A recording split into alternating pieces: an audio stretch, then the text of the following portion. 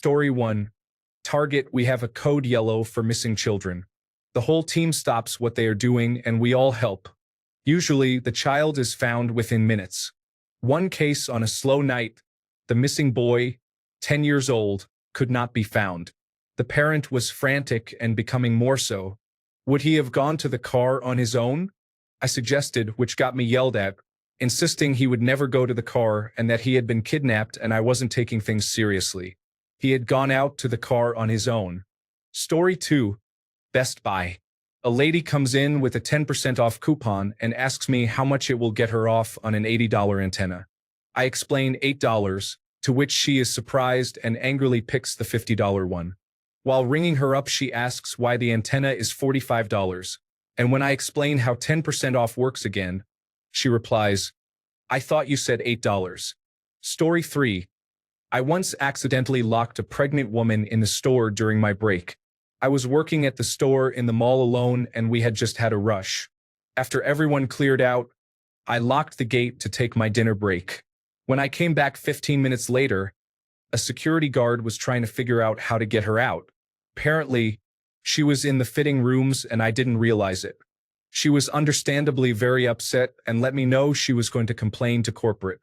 I called my manager after she left to admit to my mistake before she heard from the customer.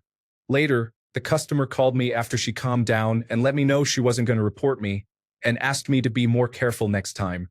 The manager let me go the next day due to my admission. Story 4. Worked in customer service at a well-known superstore.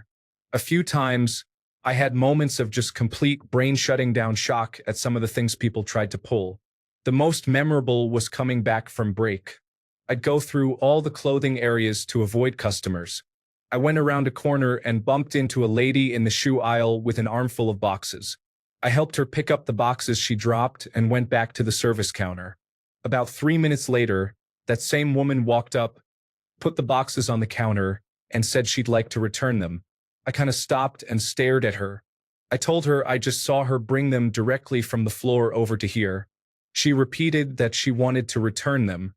I didn't get paid enough to argue, so I keyed in the code for a manager, made the return for her, like $200 on a gift card, and off she went. The manager and loss prevention got her before she made it out the door. Another time, 2 guys came in to pick up a MoneyGram. He showed a California license, so I asked what he was doing all the way in Iowa. He told me he was on the run from the law. I just laughed and dismissed it as a joke. 20 minutes later, a guy in a Hawaiian shirt and cargo shorts cuts to the front of the line, puts a badge down, and tells me he's a U.S. Marshal. I told him I thought the guy was joking about being on the run, and the marshal says, "He actually told you that?" Anyways, they pulled me to go speak with the store manager so he can let her know they will be arresting the guy as soon as he leaves the store. I ask if I can watch, and the marshal says, "Sure, why not?" And the store manager tells me to get back to work. I didn't get to see it go down. Story 5. My first job, other than babysitting or casual household labor as a teenager, was at an antique store. Mostly, I came in after school to dust and vacuum, help with heavy lifting, and so on. But if the owner had an errand, I was fully in charge. It was quite a nice job. One afternoon, a lady came in to shop. She brought her notebook and borrowed my measuring tape when she found a dining room table that suited her style. "I would like to order this table, but for inches longer. Ma'am, we aren't sourcing our European antiques from a workshop, you know? I can refer you to someone who could build a reasonable facsimile to your specifications, but there's literally no way for me to order what you want." An absolute fit was thrown. Apparently, she called my boss the next day. My boss suffered no fools, didn't need money, and only opened the shop because her husband retired and she didn't want to stay home with him all day. I don't know exactly what was said on the call, but I got a $20 slipped into my hand, the way grandmothers do it, when I got to work that afternoon. "Baby, you earned this for putting up with that old woman." And $20 was real money around 1985. Story 6. I was working retail at a Sam Goody record store many years ago, training a young girl at the cash register. She was very quiet and shy. It was her first job ever, and she was very, very nervous. An older gentleman came up to the counter with a cassette tape that he was very excited about. Apparently, he had been looking for it for quite some time and had finally found it at our store. In his excitement, as he spoke, his dentures popped out of his mouth, bounced across the counter, and hit this young trainee right in the waist. She let out a screech, threw her hands in the air, and jumped backward about 5 feet. The old gentleman yelled, "Oh, shoot!" reached across the counter, grabbed his dentures, and popped them right back in. The whole event took about 3 seconds. It was hilarious, but this young girl was just shaking like a leaf and in disbelief of what had just happened to her. It was hilarious. Story 7. 2 ladies were engaging in a bold shoplifting spree. City police were at every store exit, waiting for them to leave the premises. Store security was tracking them through the store. We were told to leave them totally alone if they came into our area. Sure enough, here they came into my area.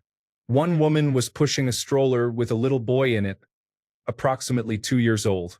The other one was pushing one of those old-fashioned baby carriages, like from the 1920s, with a blanket thrown over it. I heard later that someone had asked her about her baby, and she said it had breathing problems and needed privacy, thus the blanket over the entire carriage. They shopped all 3 floors of our store, filling up the carriage, any room in the stroller, and filling girdles under their clothes, getting physically larger the more time they spent in the store. They finally attempted to return to their car with over $5,000 worth of merchandise and were stopped by police. Rumor has it they even had 16 pairs of earrings stuffed into their underpants. The baby that had breathing problems was revealed to be a plastic baby doll. Story 8. I worked at a Ross clothing store in high school. I smelled something foul at closing time and started tracking it down. Someone had gone in the middle of the very long pants rack and taken a giant dump. I told my boss, who asked me to clean it up. I told him that I am a minor and it's against the rules of my work permit. I had no idea if it was against the rules, but he believed me and left a note for the cleaning crew to clean it up. Story 9. Not me, but a story from my sister who is not on Reddit. She worked at a craft store for her first job out of high school. One day, they had a bird in their store. No one could catch it. It would always fly away and perch on a high place in the store out of reach. It was in there for a couple of days when it finally got too weak to fly very high anymore. My sister finally was able to approach it and offered it water, and it drank from a bottle cap. My sister grabbed it and put it in a small cardboard box so it could rest and regain its strength for release. She put the box in the break room and wrote on it, "Do not open. Bird inside." Later that day, they were in the break room, and one of her coworkers walked in and opened the box, releasing the bird again. My sister asked her why she opened the box, and she replied that she thought it was a prank or something.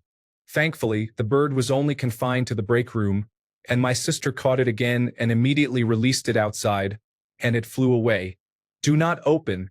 Bird inside" became a meme among her friends and coworkers. Emails with "do not open" attachments that were just a goofy bird picture or GIF. Actual boxes with "do not open" on them that contained stuffed bird toys or bird figurines. She left that job some months later, but she left an impact. Story 10. In college, I worked for a locally owned dollar store. We had no public restroom, but there was a McDonald's across the street that we always directed people to. One night, an elderly lady came in asking if we had a restroom. I told her no and that the McDonald's across the street did. She just said okay and disappeared into one of the aisles. I went back to what I was doing, and about a minute later, she left as if her hair was on fire. I checked that aisle and, yes, she had urinated right on our carpeted floor. Story 11. While scanning groceries, I hear a loud commotion, which includes a shopping cart colliding into the service desk and 2 people rushing out of the store. My manager comes around shaking her head, and I couldn't help but ask what happened. Apparently, someone stole a display model of a microwave and tried to return it, saying that they bought a faulty microwave but didn't have a receipt or even the box it came in. My manager had heard about the theft earlier in the day and squinted her eyes at the story about how this microwave had no cord and was extremely light to pick up, leading her to ask straight out if they were the ones who stole the microwave, hence them storming out of the store pretty quickly. Story 12. Worked at a liquor store. Had a guy come in, so drunk when he got there, that he fell out of his lifted truck and bashed his face open on the curb. A customer came running in and said there's someone bleeding in the parking lot, so my manager and I went out to check. He was absolutely hammered, no clue how he successfully drove there. Anyways, after getting blood all over me and my manager, he told us he wanted to sleep it off in his car. At noon on a Saturday at 95 degrees Fahrenheit. He got arrested. Another story. The gas station next to us got robbed. Not the usual holdup, no, this was an inside job. They came at 3 a.m. with a saw and cut out the back wall where the safe was bolted, and hooked it up to a truck and yanked it out and drove off. As far as I know, they never solved it. Story 13. Had a lady come in, disgusted at the state of the store. She was on her hands and knees looking under the racking. She left and came back with plastic bags, gloves, a mask, and cooking tongs. She proceeded to start pulling dust bunnies out from under the permanent racking. She asked for a broom, to which I politely obliged. At the end of the day, store closing, I walked her out and thanked her for bringing this to our attention. Never saw her again. The manager called me an idiot for letting her go on like that. She wasn't bothering anyone, and she seemed calmer the more she did this. The whole thing went on for about 3 hours. Story 14. We had an employee whose daughter died. We sent her flowers, gave her time off, and told her to come back when she was ready. She then came back a few weeks later working shortened hours with a support friend by her side. She soon got fired for letting the support friend use the services for free. A couple of months later, she came in as a customer, and her daughter, who had supposedly died, was sitting in the car playing on an iPad. We called her out immediately. It was awkward. Story 15. 20 years ago, I was working at Walmart when someone asked me to hold a ladder so they could change the pricing on a sign that was suspended over the photo center. As he went to change a number, the hook or whatever was holding it up let go. The entire sign, made out of heavy metal and plastic, smashed right into my face. Somehow it missed my nose, but I was left with an inch-long gash above my upper lip and a tear on the right side of my nose where it's connected. I have scars now. The human resources person asked me to come in a few days later to sign paperwork so I could return to work when I was better. It was a return-to-work form. They baited and switched me, and had me back working several days later with stitches still in my face and my lip swollen like a golf ball. I'm very upset with Walmart. Story 16. Worked at a pet store and a man brought in a dead fish and demanded that I, a 17-year-old kid, tell him how his fish died. If that wasn't funny enough, a bystander rescued me by asking, "Don't you have a fish autopsy kit?" It was funny enough to get the dead fish man to leave me alone. Story 17. I worked at a retail store at the mall during winter break in college. They are known for selling bachelorette party items and accessories for dorm rooms. They had recently been bought out by a larger company and changed their inventory system. Whenever a product was sold, they would ship for more of the exact product. The problem was that they had a sale on lava lamps just before Thanksgiving. In the weeks leading up to Christmas, we had lava lamps stacked from floor to ceiling and in the back room.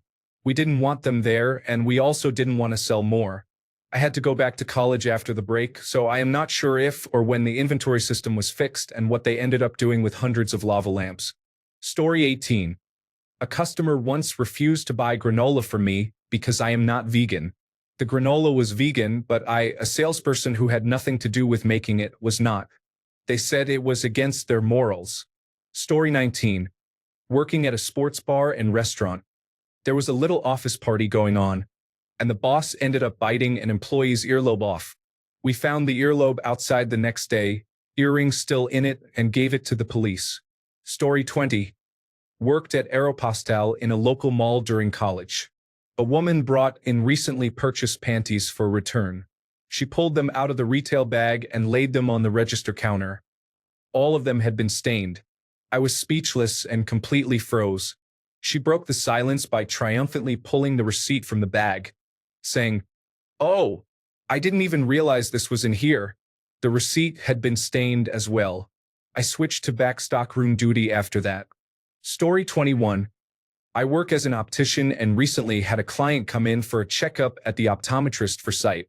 His eyesight was about -3.50 and -8.00. Those who wear glasses know that this is bad news. He shrugged and said, "Ah, will do. Been working as a truck driver with this vision, and I see great." He doesn't wear glasses. My colleagues and I thought about asking for his work schedule to know on which days we shouldn't leave the house. Story 22. I worked as a supervisor in a 24-hour convenience store. One night, a coworker's mother came in drunk and threatened to slit two of our throats because her daughter was a terrible worker who needed to be prompted to do even the most simple of daily tasks. So she had started getting told off frequently. The daughter quit the following day, and her mother was permanently banned from the store.